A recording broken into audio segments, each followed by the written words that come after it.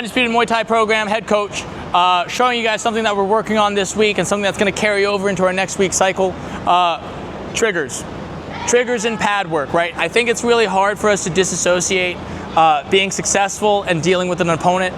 We treat pad work as being successful all the time, right? So if I'm asking for punches, jab, jab cross, jab teat, boom.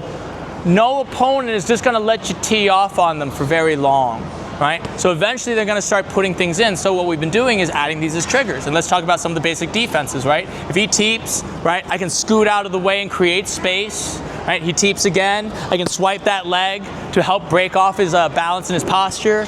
Or, right, I can push myself in and eat that kick.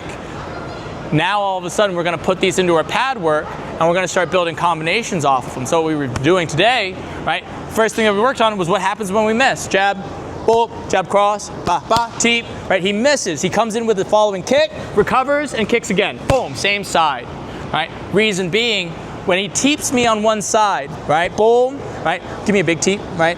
Boom, there's this tendency for me to open to this side because he's breaking my posture, and that's what opens me up for the kick.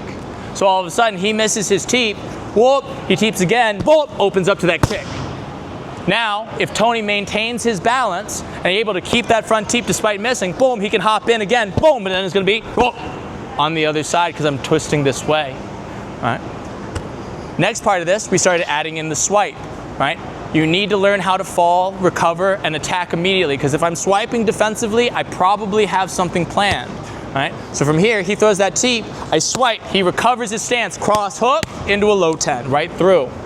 Notice how Tony is going into firing position. He's not trying to find himself at neutral, he's finding himself where he can throw the strike with power, right? Same thing, lead teep, I swipe it, he moves off, cross hook, low 10 through. The thing that we started to do to throw people off, we started doing what happens if you fall in the wrong stance. He throws his rear teep, right? I swipe it, recover, boom, boom. He recovers back into southpaw, right? That all of a sudden, combination's easy, execution's easy, and we're finding ourselves as soon as we land out. Last part, I eat it, right? I'm coming in, boom, right? There's this tendency to find your balance off and you open up your hips to the wall and you overblade out. You want to recover in your lane. So that way, if I do eat that teep and I'm still coming in, bam, that secondary teep's there and it's ready. And then from there, we just start to chain it, right? All of a sudden we're jabbing, jab cross, ba, ba, jab teep, bam, bam, right? He's successful. Jab, bo, jab cross, ba, ba, jab teep, bop, whoop. He comes in with the other one, block it off, cross hook, low 10 through, right? Jab,